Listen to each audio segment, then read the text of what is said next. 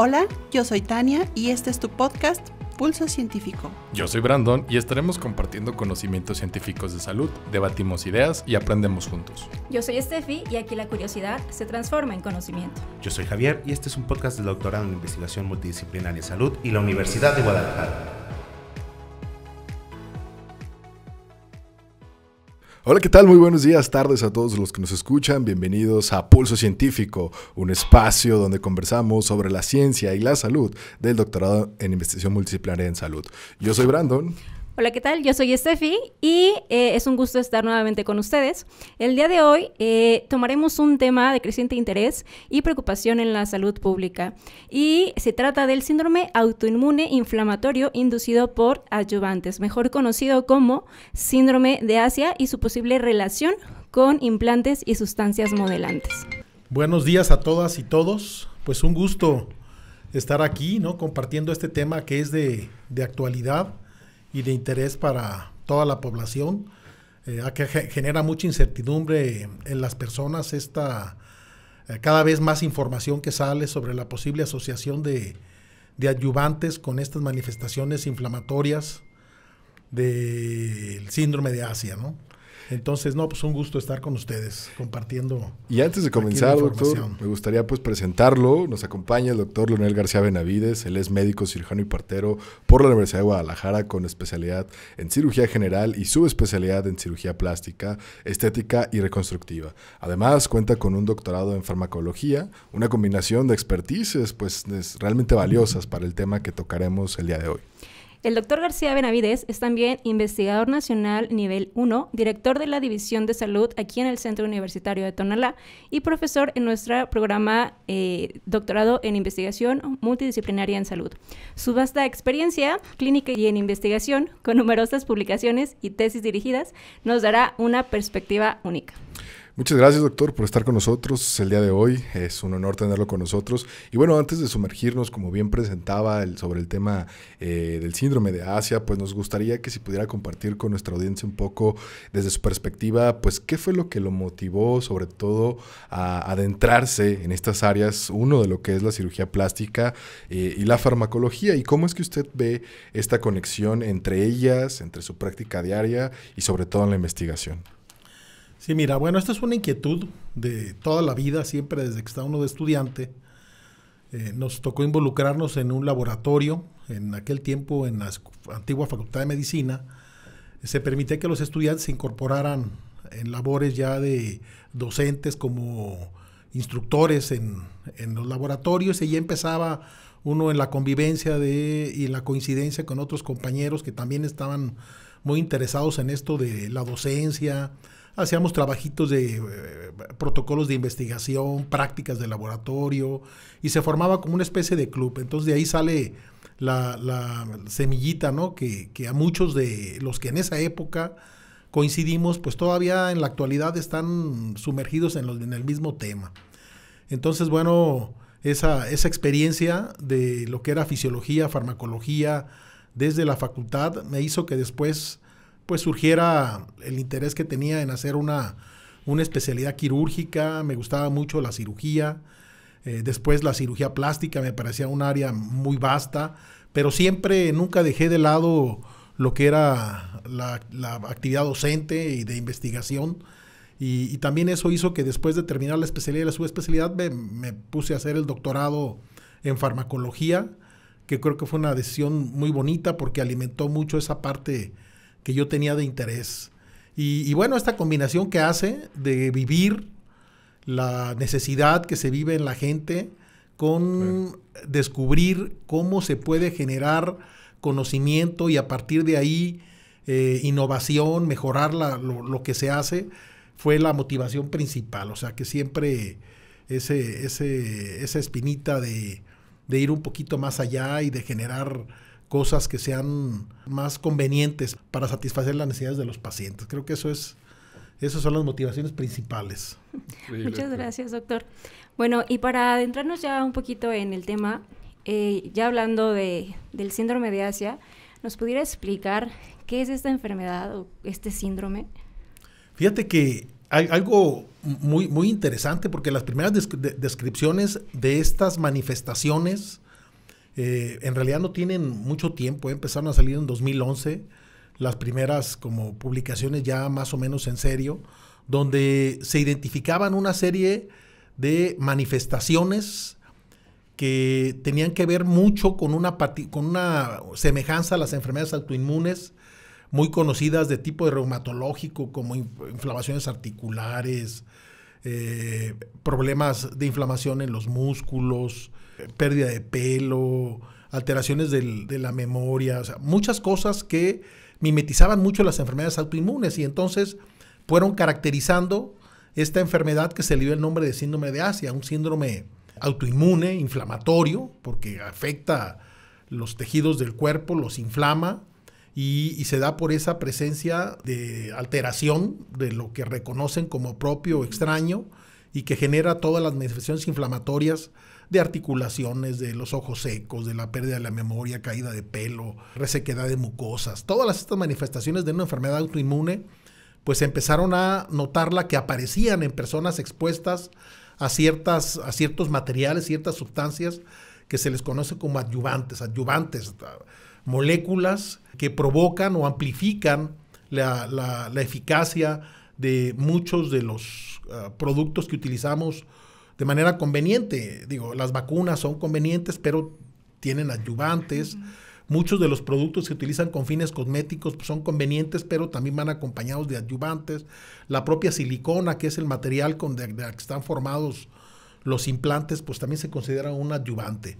De hecho, incluso hay biológicos, como los injertos del mismo paciente, que se sacan primero, se procesan y luego se vuelven a introducir, también se consideran adyuvantes de tipo biológico. O sea, son sustancias que tienen esta naturaleza sintética o incluso biológica, que se utilizan con un fin conveniente en los pacientes, pero que bajo ciertas condiciones sí pueden generar esta respuesta inflamatoria, y que, bueno, ha generado una gran preocupación en la población expuesta a alguno de estos materiales, ¿no? Que incluso en algunas condiciones han provocado conductas que yo considero inconvenientes, como el rechazo a la vacuna, ¿no? Porque dicen, es que puedo presentar este problema y entonces prefiero mejor no vacunarme porque puedo ponerme más mal, ¿no? Entonces, en realidad no es así. Creo que hay una desinformación, o se ha distorsionado un poco lo que se conoce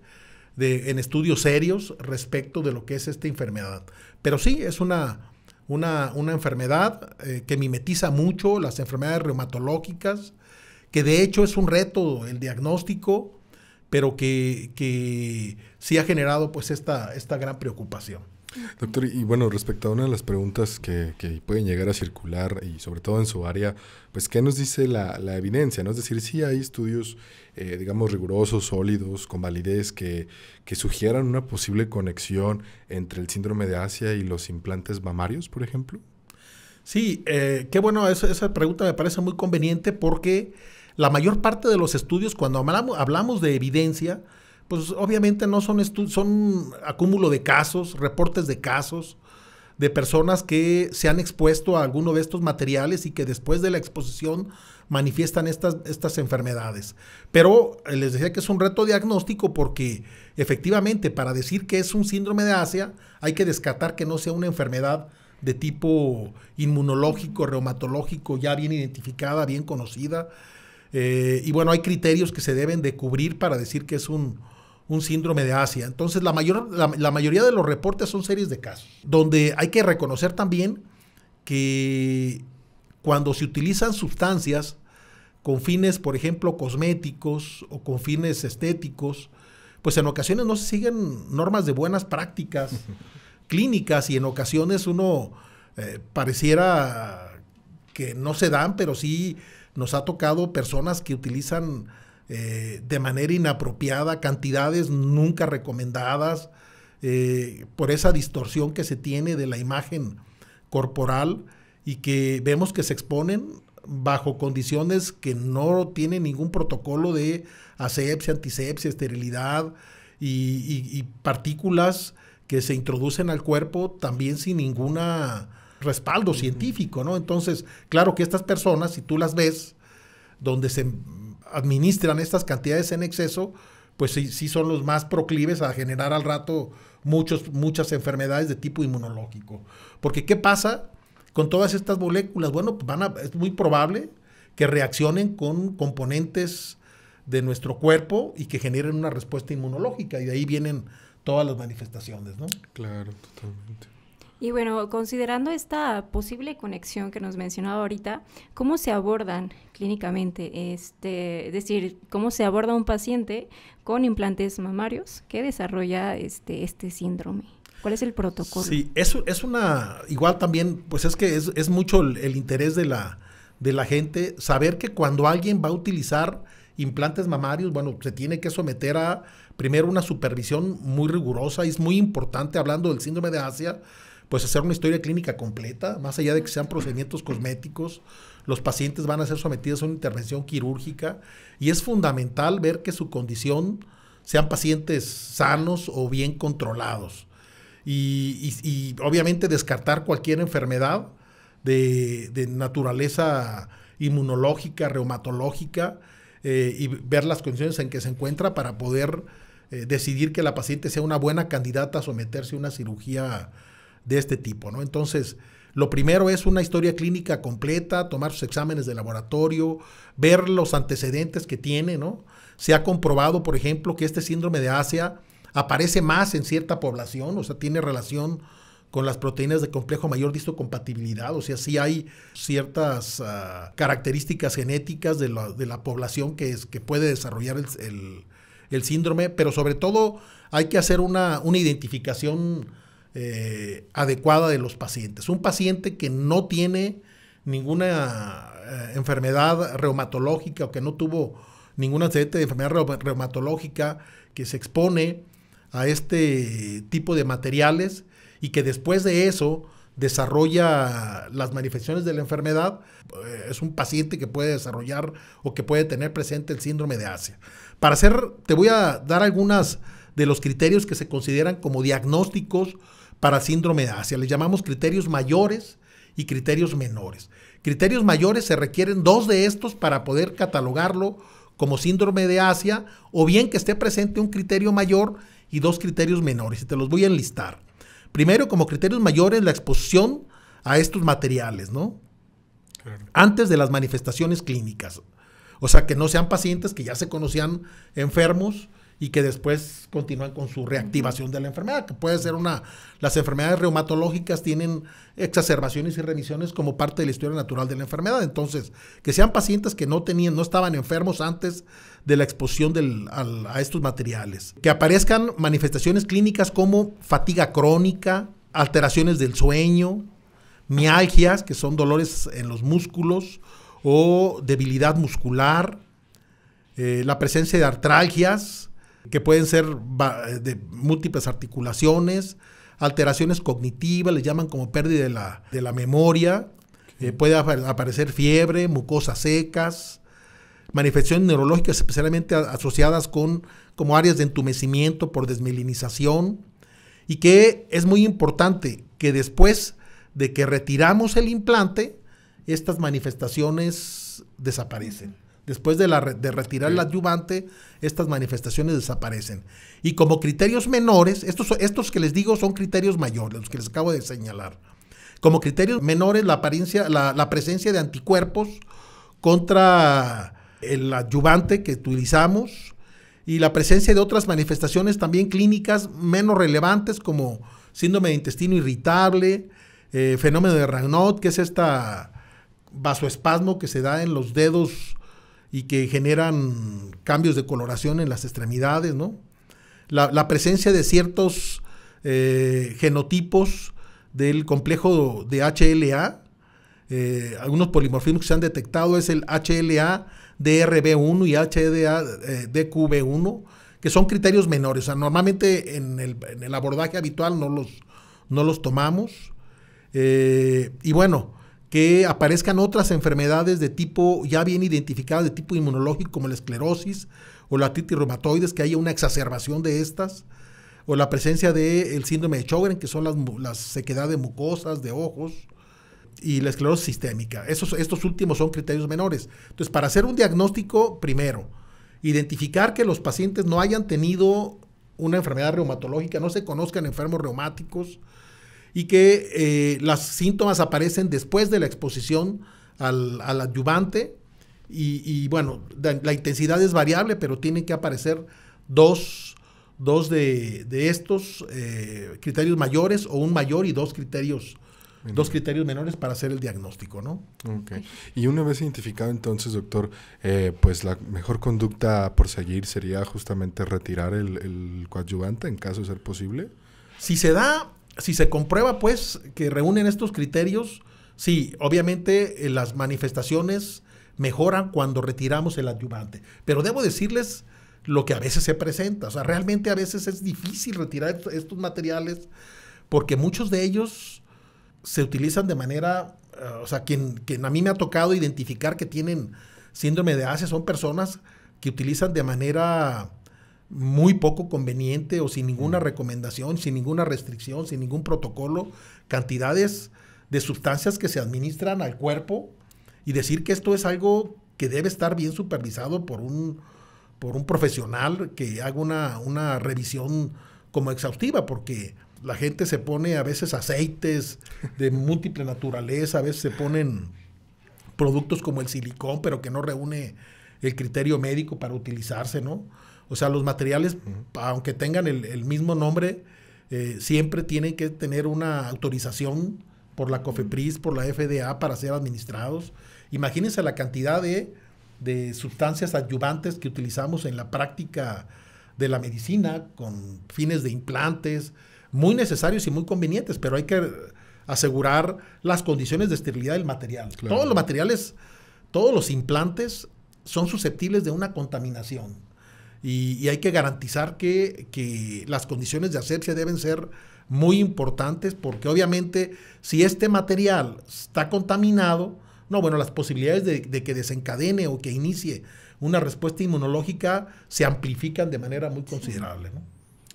Sí, qué complejo, ¿no? Y como bien dice, pues son pacientes que vienen a lo mejor de una administración de este tipo de aceites o que su extracción no es tan fácil, pues bueno, sí, lo llega a complicar totalmente, ¿no?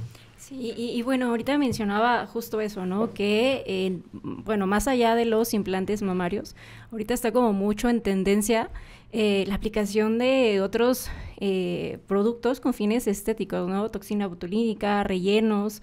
¿Este tipo de productos también puede desencadenar una reacción similar? En realidad, sí. Todos los productos que se consideran como modelantes y que se utilizan mucho con fines cosméticos, pero que de pronto tú vas todos los que sabemos, los que estamos inmersos en la práctica médica, sabemos que para que un material pueda utilizarse en una persona, si es de origen sintético o biológico, primero, si es de origen sintético, tiene que demostrar que es biocompatible y que no es carcinogénico. Biocompatible se refiere precisamente a que no despierte esta respuesta inmunológica. Entonces, de ahí que haya materiales que no se pueden utilizar. Por ejemplo, utilizamos nosotros el látex con fines de resguardar la asepsia de las manos y eso, si no somos alérgicos, pero sabemos que no podemos colocar materiales de este tipo en las personas, ¿no? Porque te generan más respuesta inmunológica. Incluso las mallas que se utilizan para cubrir defectos herniarios, pues también es un implante, es un material de polipropileno, muchos de ellos, o otros materiales, pero una propiedad que debe guardar cualquier material es que sea biocompatible. Y esto es garantizar esto antes de llegar a desarrollar estudios en sujetos. Se tienen que hacer estudios preclínicos en animales y luego tiene que hacerse una serie de estudios que van en diferentes fases, ensayos clínicos, hasta ver que esta sustancia garantiza que no sea que sea biocompatible y que no vaya a generar algún disturbio inmunológico y que no genere también alteraciones de tipo mutagénico o carcinogénico. Entonces son propiedades que deben de tener los materiales. Pero ya cuando tenemos el material, también tenemos que garantizar muchas condiciones para fin de administrarlo. O sea, los materiales tienen cuando los vamos a usar, tienen una particular facilidad para que se impregnen de bacterias. De ahí que cuando los utilizamos, ya en la práctica médica, en la práctica clínica, tiene que ser en condiciones de esterilidad, o sea, en un quirófano, en un área muy resguardada, garantizando la asepsia del área, asepsia, antisepsia, es fundamental para que estas no se contaminen. Claro. Cuando utilizamos, por ejemplo, implantes en las personas, primero irrigamos con solución porque se han frotado alguna vez un globo en el pelo, sí, y luego lo retiran y se les va como sí, los cabellos siguiendo el globo. Pues esta propiedad electrostática, esta facilidad que tienen los materiales de pegársele a otros materiales, lo tiene también con las bacterias. Y se forma algo que llamamos biofilm. Este biofilm es esta capa de carbohidratos a través de los cuales las bacterias se pegan a los materiales. Y después, como están envueltos en una matriz sintética, en un producto que es sintético, pues va a ser difícil que podamos corregir una contaminación de este tipo. De ahí que lo mejor es prevenir que no vaya a haber contaminación. O sea, lo principal es que cuando coloquemos el implante, pues garanticemos que la vía de acceso esté libre de gérmenes, que el lugar donde lo vamos a colocar esté libre de gérmenes y que la superficie del implante no haya sido expuesto para que no se nos vaya a contaminar. Entonces, sí, a veces uno les pide apaguen el aire acondicionado, porque aunque el flujo es laminar en los quirófanos, cualquier condición que pueda hacer que se forme este biofilm, hay que ser muy cuidadosos, hay que descontaminar bien el implante. Son implantes que vienen en cajas selladas, con doble sello, cualquier tipo de material de implante, pues hay que garantizar las condiciones de esterilidad, son fundamentales, para que no tengamos un implante que pueda estar contaminado y que entonces el riesgo de que se despierte la respuesta inmunológica, pues se va a intensificar. Sí. Que hay algunos pacientes que son muy tolerantes, sus cuerpos no responden, pues ahí hablamos de la parte genética, claro, que predispone a que desarrollen los síntomas. Pero hay personas que tienen esa hiperreactividad y que se forma rápidamente y que se activa o se desencadena esta respuesta inmunológica que puede desencadenar en lo que llamamos síndrome de Asia. Okay.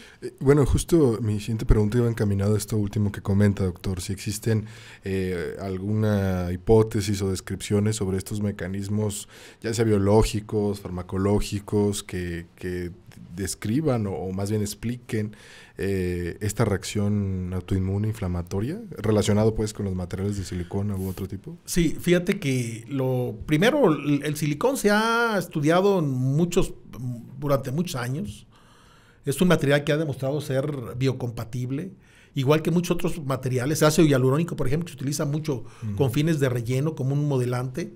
También, bueno, pues tenemos el ácido hialurónico, es una proteína que se encuentra entre las células como constituyente de lo que llamamos matriz extracelular. O sea, es un componente el cual el cuerpo lo remueve, de hecho, constantemente. Y son los que llamamos rellenos que son absorbibles, o sea que... Okay.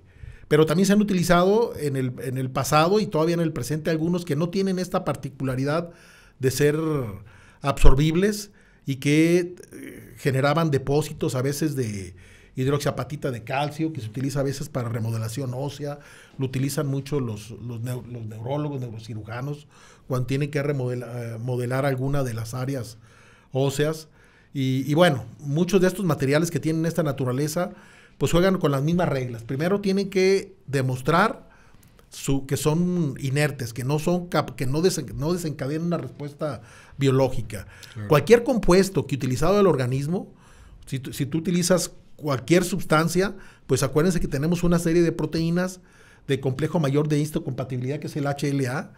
Los leucocitos tienen muy expresado estas proteínas y lo primero que hacen en esta respuesta es un reconocimiento cuando metemos algo al cuerpo de si es propio o es extraño. Y si es extraño, bueno, se desencadenan una serie de reacciones que tienden a destruirlo a través de diferentes mecanismos, a eliminarlo o a resguardarlo, a encapsularlo, a aislarlo, pues. Uh-huh. Y esa respuesta inmunológica acentuada puede generar manifestaciones de tipo inflamatorio, ¿no? Pero sí, o sea, lo primero es que se demuestre que son biocompatibles. Cuando hablamos de biocompatibilidad nos referimos particularmente a que no despierten la respuesta de estas proteínas del complejo mayor de histocompatibilidad. O sea, que no se reconozcan como propias y que provoquen una respuesta de todas las células inmunes que tenemos en el organismo, empezando por los macrófagos, ¿no? Que son los que inician esta labor de reconocimiento antigénico. Okay, perfecto, doctor. Bueno, y ya casi para terminar. Doctor, nosotros sabemos que está inmerso totalmente en la investigación y nos gustaría saber qué líneas de investigación cree que hacen falta para dar un mejor diagnóstico y un mejor tratamiento a estos pacientes y tratar el síndrome de Asia.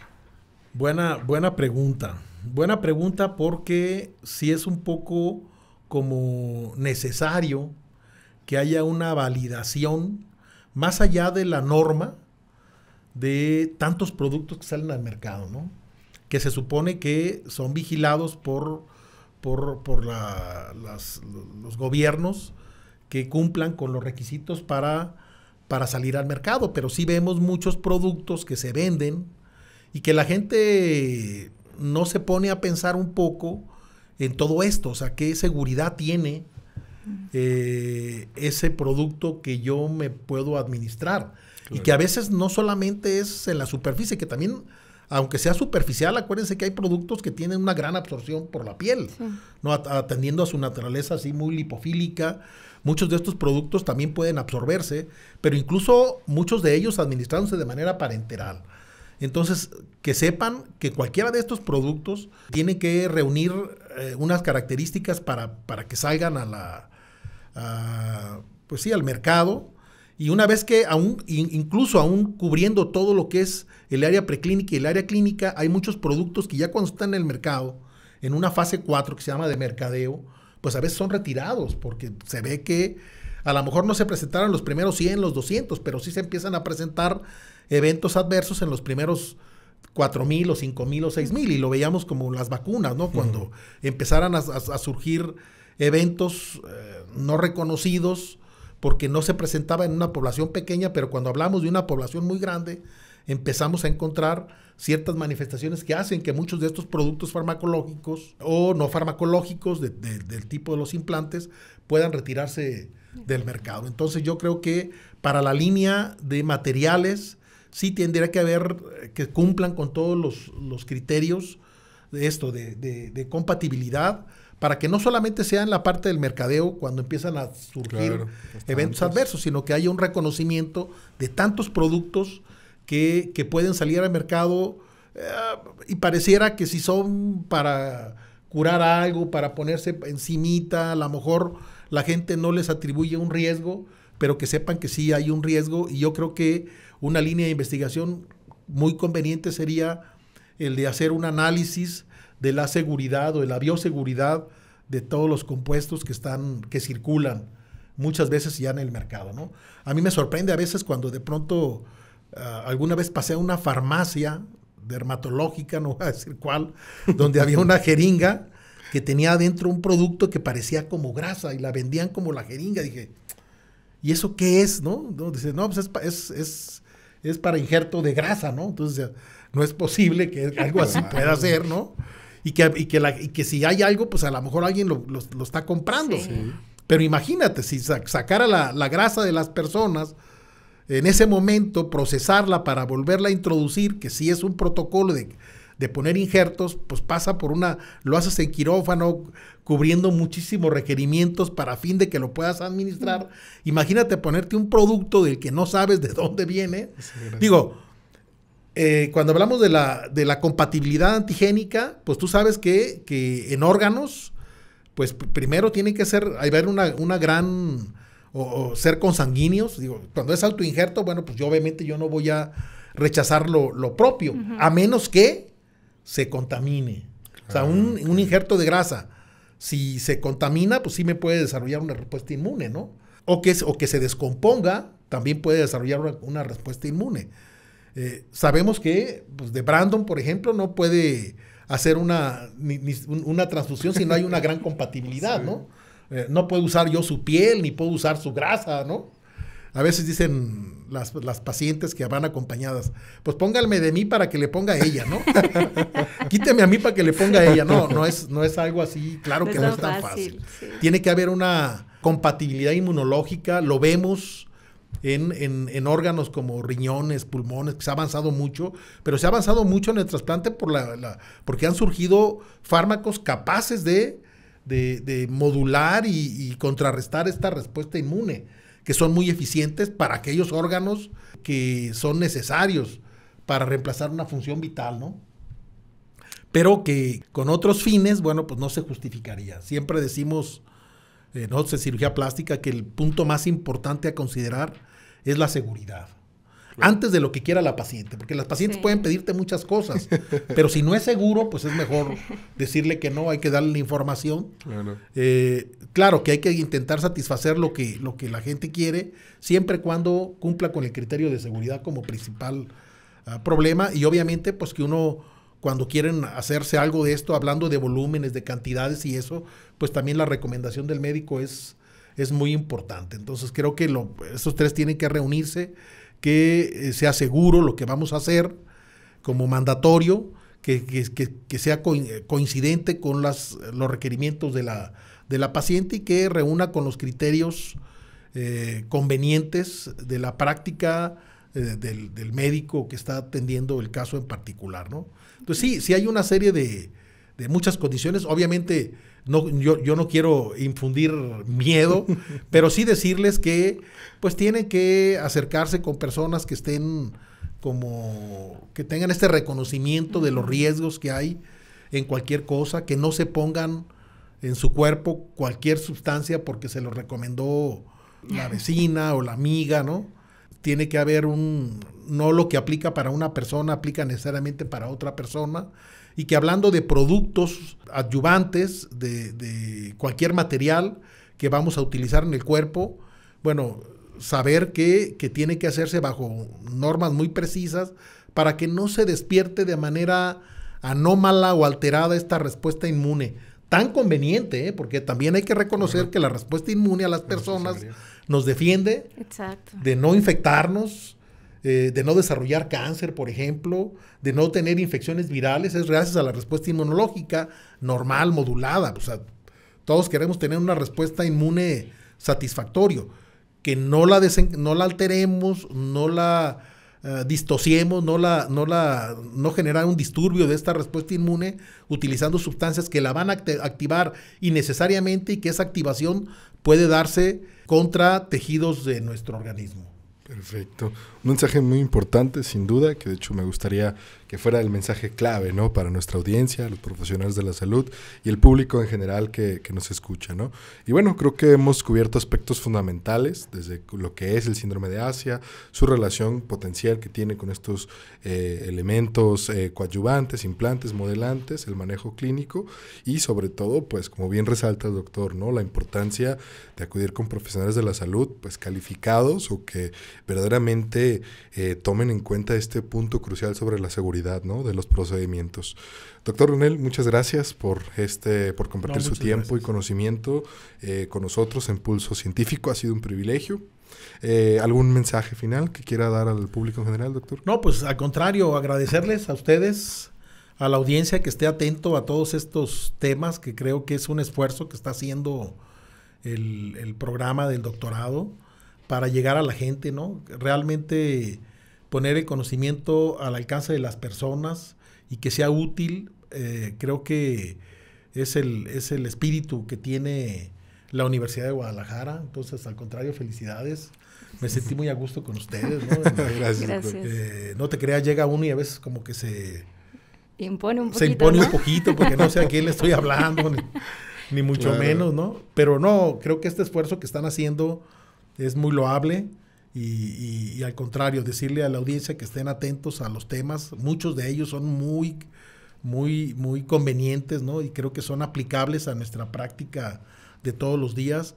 Y decirles que las personas que me ha tocado ver que han venido aquí es gente que está muy metida en los temas, o sea, que se ocupan y se dedican de manera muy profunda a ese conocimiento, y que pues tiene el respaldo de quehacer de buenas prácticas en lo que hace, ¿no? De clínicas y de investigación, etcétera. Al contrario, felicidades y Gracias. que siga esta iniciativa. Muchas gracias, doctor.